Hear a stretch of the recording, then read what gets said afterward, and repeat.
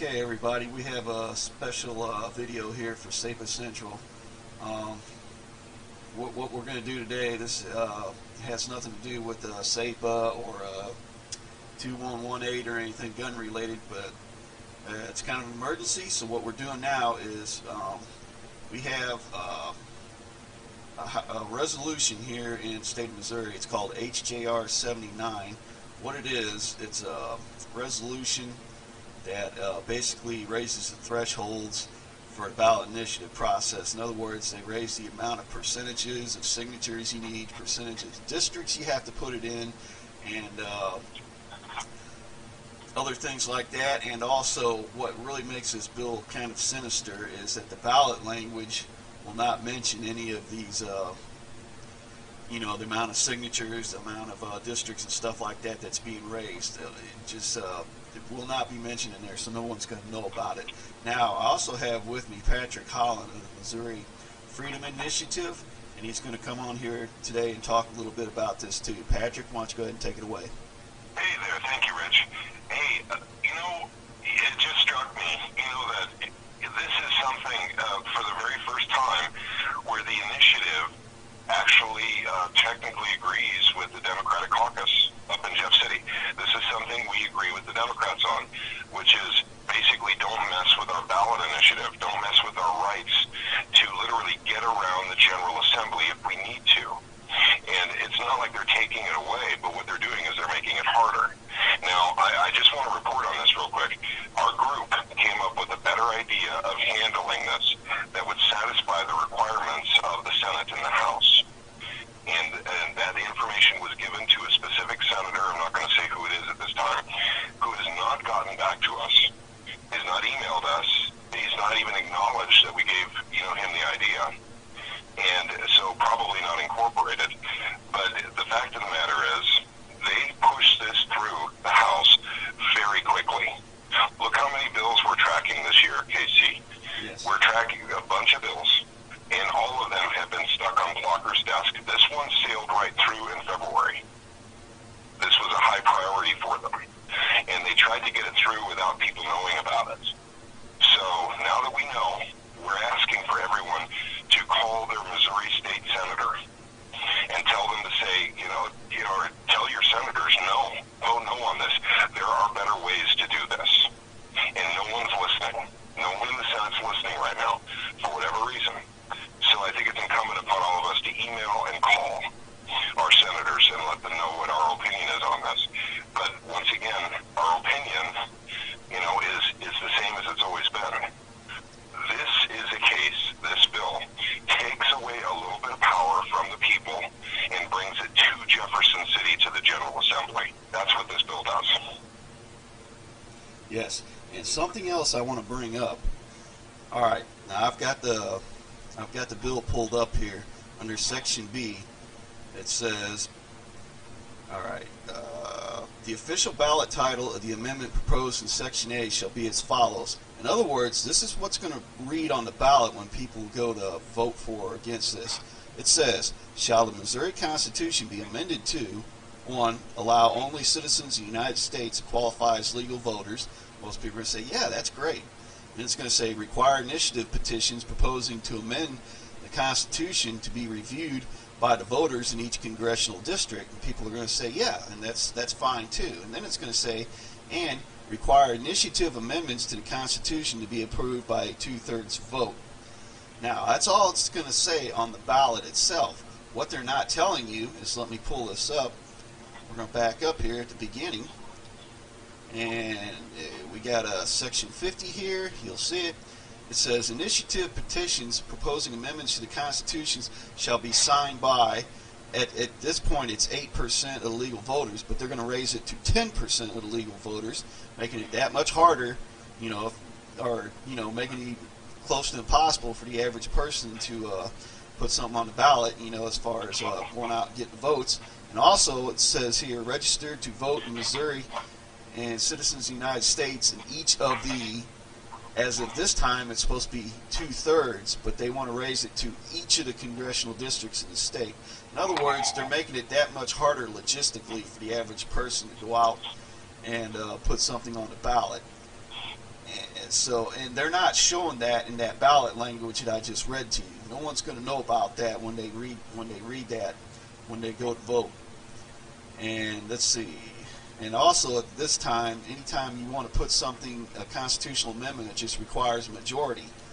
But what they say, I'm going back to this ballot language here, it says require initiative amendments to the Constitution to be approved by a 2/3 vote. Currently it's only a majority, but they're not telling you that. They're just telling you a 2/3 vote. So in other words, you know, they want all these petitions coming afterwards be reviewed by the voters and everything to be, I guess, transparent, yet they're not being transparent here.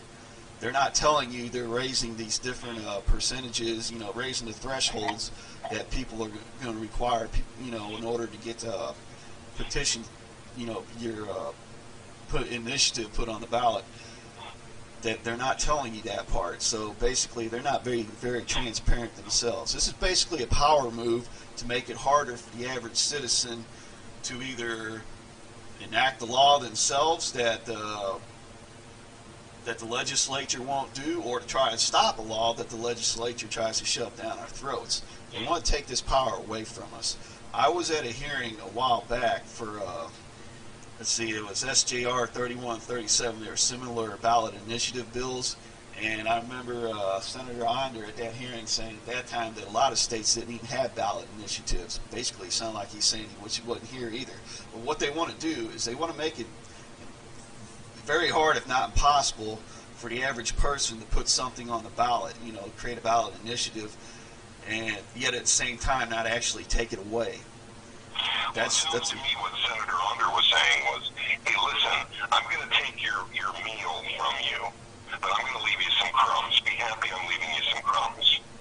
That's almost the way he presented it when in that meeting. Let me ask you one more question, Casey. Sure. Okay, so they're taking away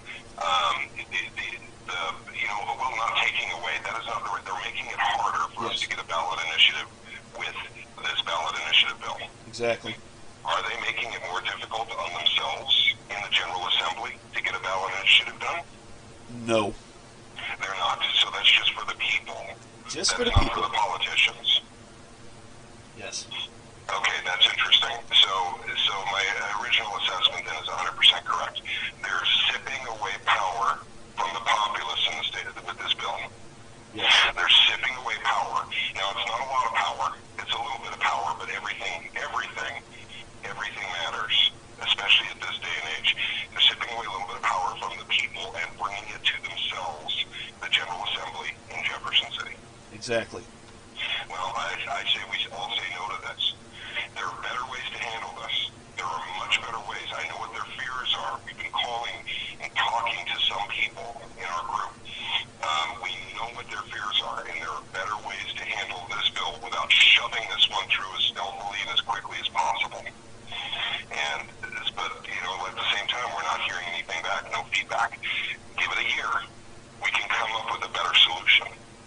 And so that's kind of what our message is. We say no to any bills this year that have to do with ballot initiatives, and we regroup next year and we come up with a much better way of handling it. What do you think to that, Casey, Rich? I would definitely agree. And something else I want to add here real quick while we're still doing this. Okay, you see HJR 79, I got it up here on the screen. Now, the reason why we're talking about this is because tomorrow morning in Jefferson City at the Capitol, I'm going to pull this up right here, April 11th, that's tomorrow, you have a public hearing scheduled. Oh, wait a minute, I said April 11th. That's, I'm sorry. Public hearing is scheduled tomorrow, Wednesday, April 13th at 10 a.m. at the Senate Committee Room 1. Now, I will be there, and I know one other person's going to be there, and there's probably going to be more, and I'm basically putting the word out here so that anybody hearing this who wants to come up there and testify against this, you're more than welcome to. You'll just show up at Senate Committee Room 1. Once you get in the Capitol, you can ask for directions, and they'll send you to the place, and you can go in there and you'll fill out a little form or whatever, and then when they start taking testimonies, you'll be able to get up there and present your testimony too and talk out against this. And like I said, it's kind of an emergency thing, so I'm basically putting on this channel because I know I've got people that are interested in this, and I'm getting this out, getting the word out so that they know, and we need to get up there and speak out against this. We got to kill this thing, because what makes this one different from the other ones is this has already passed the House, and so it's in the Senate now. The other ones are either in the House or in the Senate and hasn't gotten out of either one. Two other bills, SJR 31, 37, which are similar. They made it out of committee in the Senate, but they haven't moved since. This is the one they're trying to push. This is the one they're trying to sneak through and shove down our throats, in a stealthy manner without us knowing about it. And like I said, they just put up this public hearing today. It's not given much time to, check it out and give you a chance to get there. But anybody can make it tomorrow. Again, that'll be at the Capitol in Jefferson City. It's going to be at 10 a.m. It's on tomorrow at Wednesday, and it's going to be Senate Committee Room 1. Once you get there, you can ask somebody for where that's at, and they'll send you'll be able to get there. It's not that hard to find. But, just let's say this again. It's tomorrow, April 13th. Yes. That way, if someone watching this, a week from now, understand it's already passed. Yes. So, And it's Wednesday. Okay. Wednesday. Yep. All right. Now, do you have anything else you want to add, Patrick? Nope, I think we covered it real well. I think the best route that we can take as a people in Missouri to preserve our freedoms is to say no to this bill next year. And we have better ideas, but the Senate doesn't want to acknowledge these better ideas right now. So, but we the people need to prevail in this. Now keep in mind, one more thing, if we fail, and this goes through the Senate, we still have another chance to stop it, and that's in the Missouri ballot in November of this year. So everyone to keep it. In fact, it could be on the primary ballot, but I doubt it. I think it would go on the general election ballot. Yeah. But what we really want to do is kill this thing now and not let it get through. That way, make it a lot easier on ourselves. Yep, I agree. Okay. All right. That's it. And I'm going to put an end to this. And again, everybody, if you can show up tomorrow, do it. Or if you can't show up, let me give you the. Let's see. Committee this is in. It's a local government and elections committee. Come on, I can't find it fast enough. Hang on here, just give me a minute, folks. But we've talked about this bill while you're doing that, Casey. We've talked about this bill quite a bit in the Missouri Freedom Initiative, in our live streams, and even a little bit in some of the standalone videos. But guys, this is an example of how your government can slowly take away power from you. Like, for instance, a gun control bill. And it's seemingly small and innocuous, but it's nibbling away at your freedoms. That's what this bill is too. I want you to equate it to a gun control bill that doesn't take away your right to own firearms, but nibbles away at your right to own firearms, slowly but surely, incrementally over time. That's the way they like to operate.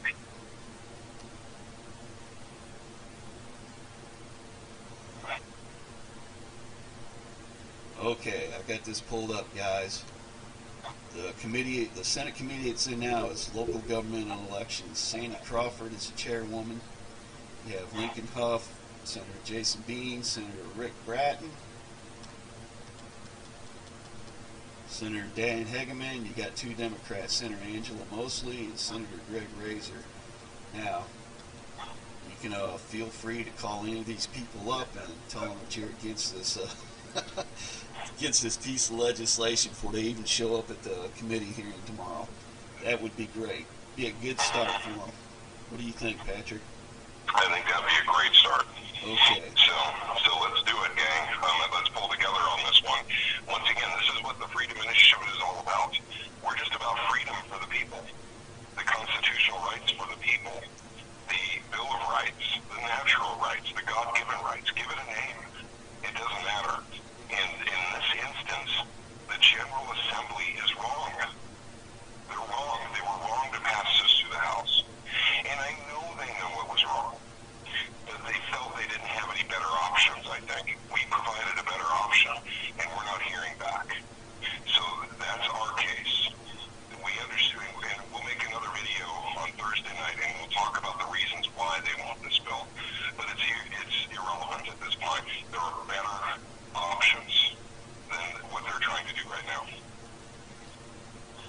Okay, I think with that, we're going to go ahead and end this video. All right. With that said, thanks for watching. If you like what you heard, spread the word.